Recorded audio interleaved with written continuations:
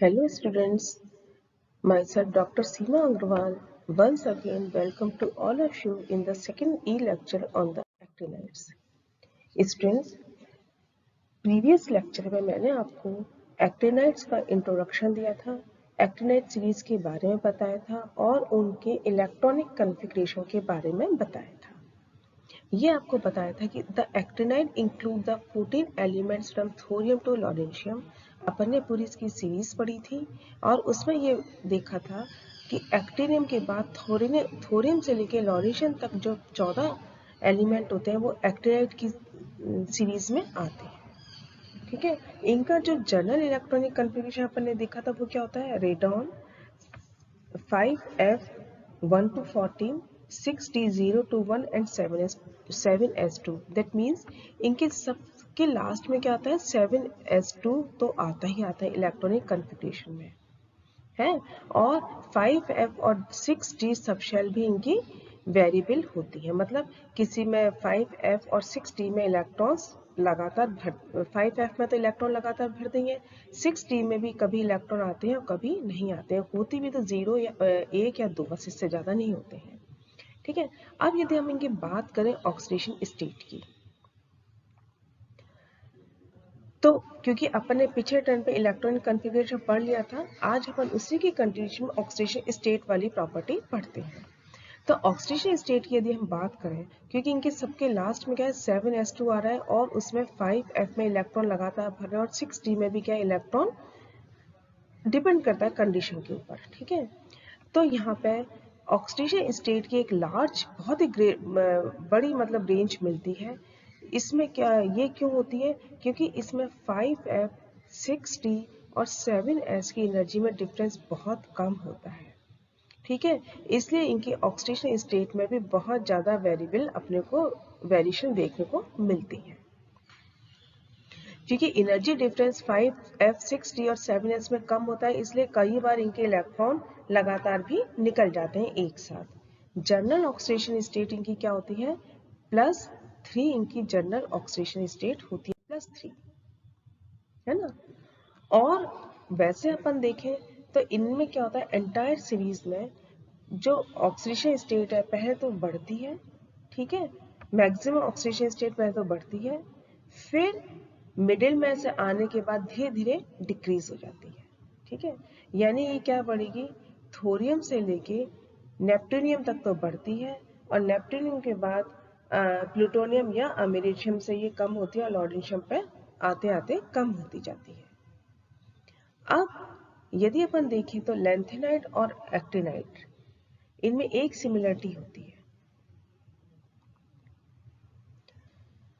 कि इसमें जो है अधिकतर कंपाउंड होते हैं वो जो है +4 ऑक्सीडेशन स्टेट में भी मिलते हैं।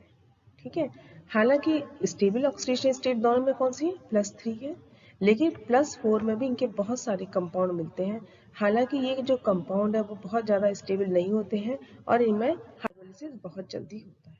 ठीक है, अब अपन देखें तो ये मैं आपको बता चुकी हूँ कि अधिकतर जो एक्टिनाइड्स होते हैं वो थोरियम या प्रोक्टेनियम को छोड़ दो तो इनमें +3 ऑक्सीडेशन स्टेट ही मिलती है।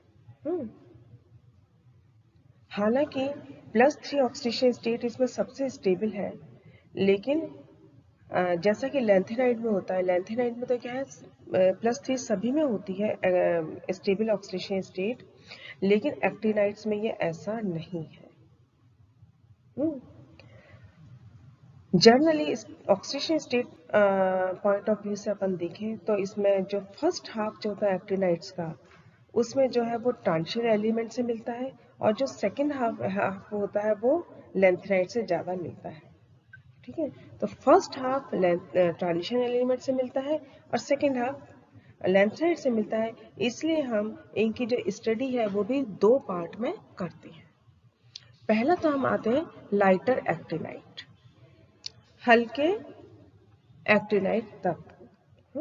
इसमें आपको पता है, ये मैं आपको पहले भी बता चुकी हूँ कि 5f ऑर्बिटल का एक्सपेंशन स्पेशल एक्सटेंशन बहुत ज़्यादा होता है।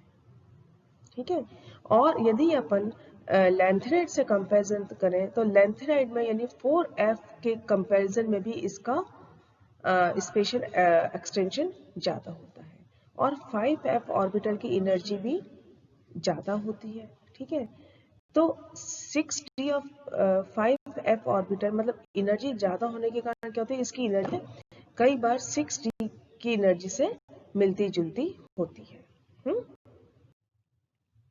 ठीक है, तो इसलिए लैंथेनाइड के कॉन्ट्रास्ट में हम देखें तो जो एक्टिनाइड्स हैं वो ज़्यादा हाई ऑक्सीडेशन स्टेट शो करते हैं, क्योंकि इसमें क्या है, एफ इलेक्ट्रॉन के अलावा 5f और एफ इलेक्ट्रॉन के अलावा 6d और 7s इलेक्ट्रॉन भी बॉन्डिंग में पार्टिसिपेट कर सकते हैं, क्योंकि इनकी एनर्जी लगभग समान होती है। या ये कह सकते हो कि 5 इलेक्ट्रॉन भी उतनी ही आसानी से निकल सकते हैं जिस आसानी से 7s और 6d निकलते हैं। ठीक है, तो अब ये स्टेबल की अपन बात करते हैं। अपन स्टेबल में देखिए मैंने सारा इसमें बता रखा है आपको। लाइटर एलिमेंट्स के लिए नहीं, शू वाले जो एलिमेंट्स हैं एक्टिनाइड्स के, उनमें क्या होता है, हाईएस्ट ऑक्सीडेशन स्टेट जो है वो ज्यादा स्टेबल ऑक्सीडेशन स्टेट होती है। ठीक है, तो अब ये कहो कि इसमें जो हायर ऑक्सीडेशन स्टेट है और जो मोस्ट स्टेबल ऑक्सीडेशन स्टेट है,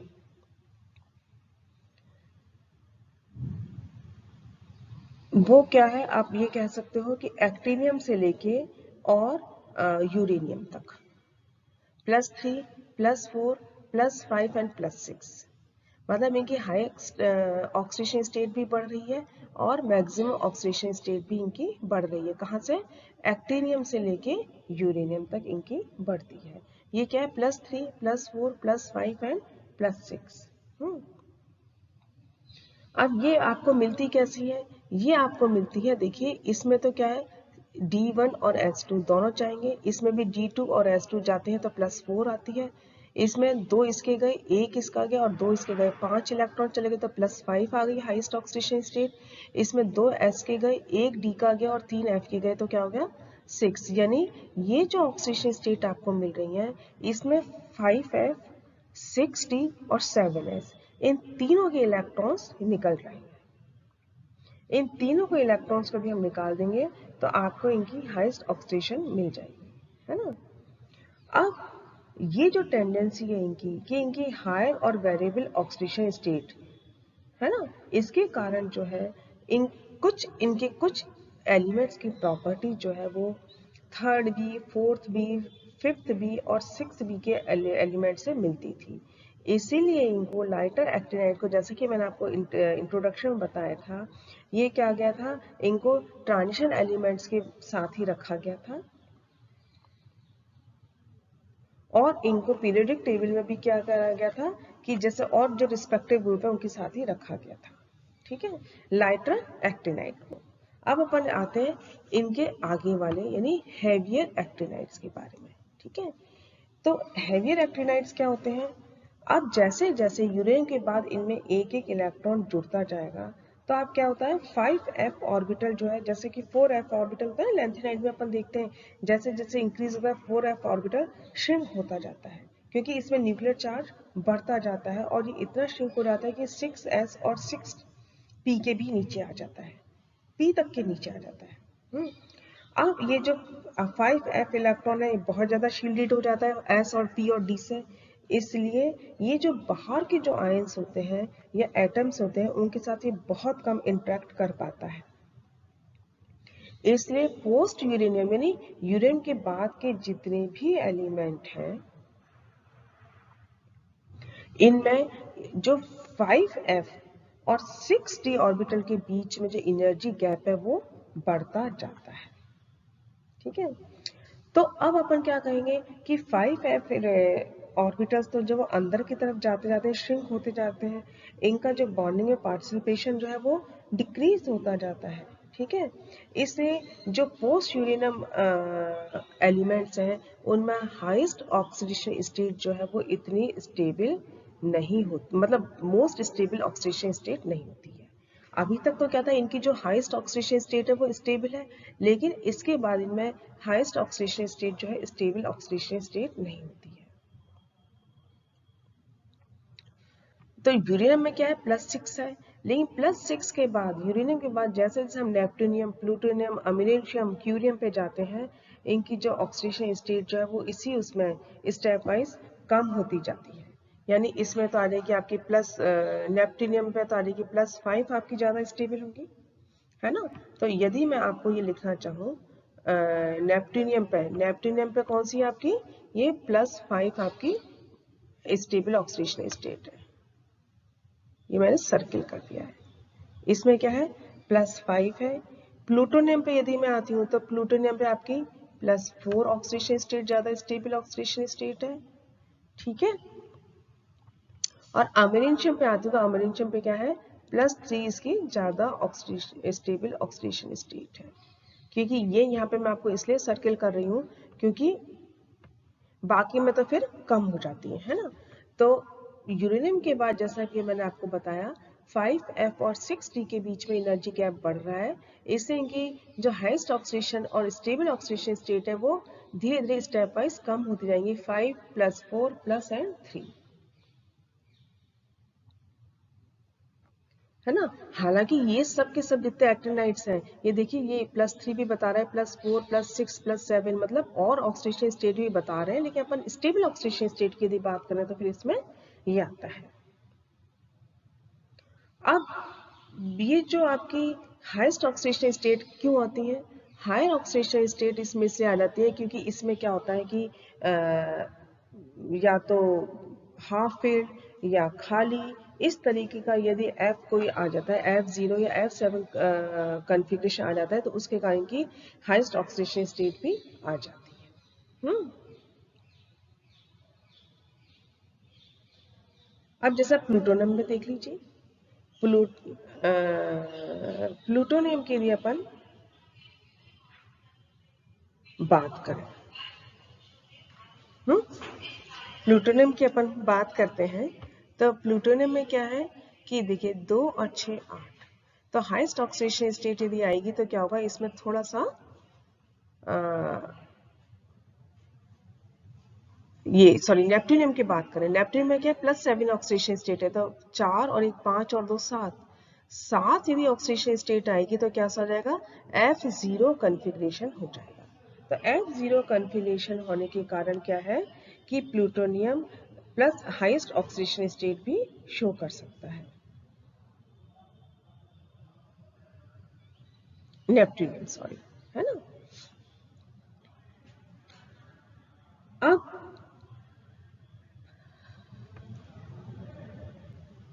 अब अपन बात आते हैं अमेरिशियम की,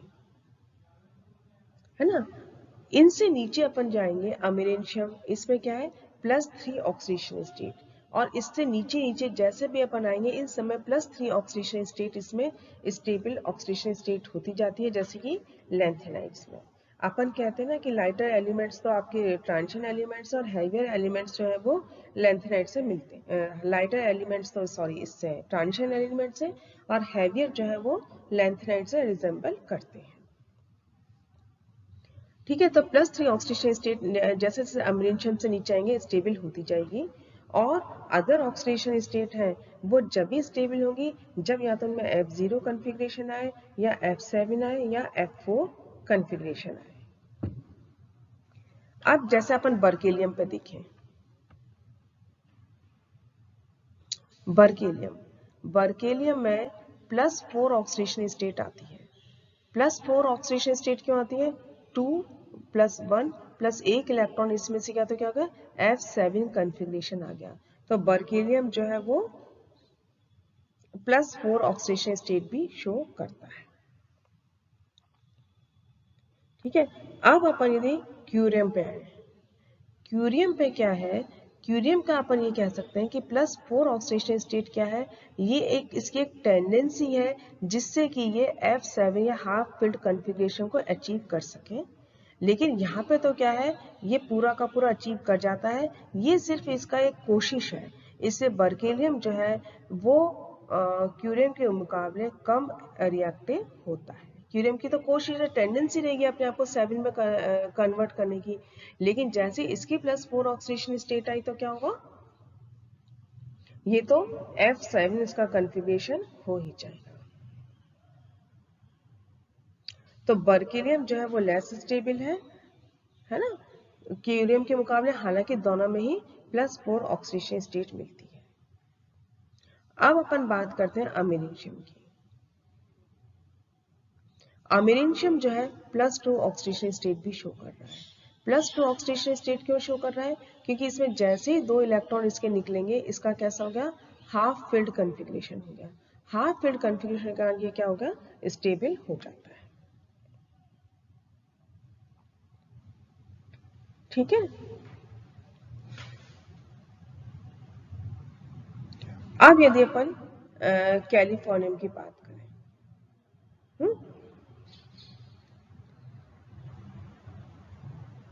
कैलिफोर्नियम से अपन यदि नोबिलियम तक की बात करें, तो कैलिफोर्नियम से नोबिलियम तक भी क्या है, +2 ऑक्सीडेशन स्टेट शो कर रही है।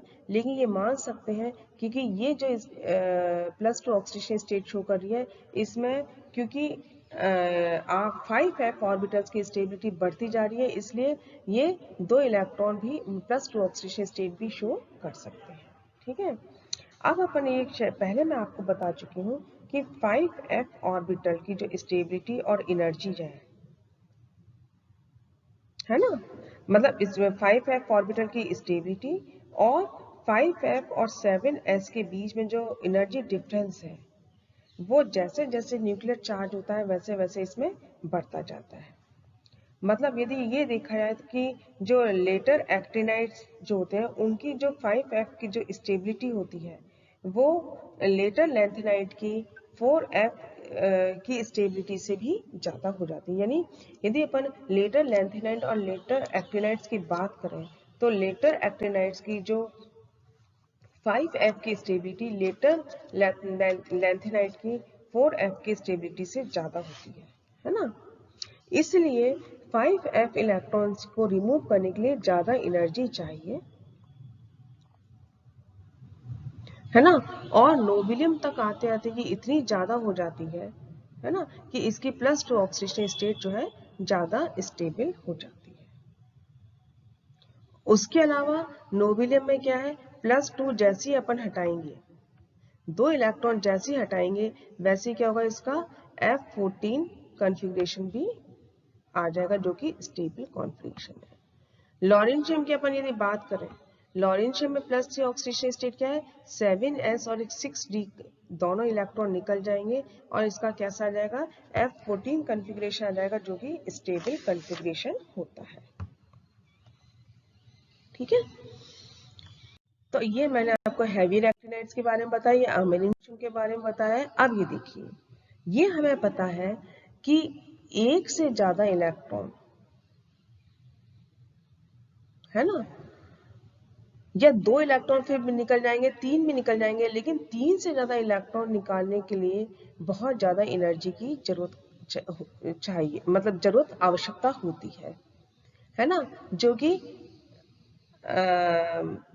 इतनी ज्यादा होती है कि जो पॉसिबल नहीं होती नॉर्मल कंडीशंस में। तो हायर ऑक्सीडेशन स्टेट में अधिकतर क्या है, कोवेलेंट बॉन्ड ही बनते हैं। तो कोवेलेंट बॉन्ड बनने के लिए क्या होता है कि जो 5f ऑर्बिटल है ना, ये 6d और 7s ऑर्बिटल के साथ हाइब्रिडाइज होते हैं, और ये SF, SF3, FSD2 और F2SD3 हाइब्रिड ऑर्बिटल बनाते हैं। ठीक है। ये जब अपन एक्टिनाइड्स और उनकी जब हायर क्लासेस आप जब बॉन्डिंग पढ़ोगे, तब आप ये इसमें पढ़ोगे। और बस अभी तो आप इतना ही देख लीजिए कि जो हायर ऑक्सीडेशन स्टेट है, वो शेयरिंग ऑफ इलेक्ट्रॉन से बनती है। शेयरिंग ऑफ इलेक्ट्रॉन के लिए क्या है, इक्वल एनर्जी के ऑर्बिटल होने जरूरी है, और इक्वल एनर्जी के ऑर्बिटल अपने को हाइब्रिडाइजेशन से मिलते हैं। और इनमें एनर्जी ऑर्बिटल कौन कौन से हाइब्रिडाइज होंगे, F, D एंड S। तो F, D एंड S मिलके बनेंगे, उस हिसाब से इनके हाइब्रिड ऑर्बिटल्स के नाम पड़ गए हैं। और इसमें यदि SF होता है, तो इसकी भी जैसे होता है अपन जैसे sp देते हैं, इसकी भी लीनियर होगी। sp3 की होती है वैसी sp3 की टेट्राहेड्रल होगी, इसकी स्क्वायर प्लेनर होगी, इसकी आपकी ऑक्टाहेड्रल ज्योमेट्री होती है। ठीक है, तो बच्चों ये तो था आपका ऑक्सीडेशन स्टेट। नेक्स्ट लेक्चर में अपन एक्टिनाइड एलिमेंट्स की एक और प्रॉपर्टी के बारे में पढ़ेंगे। Till then good bye.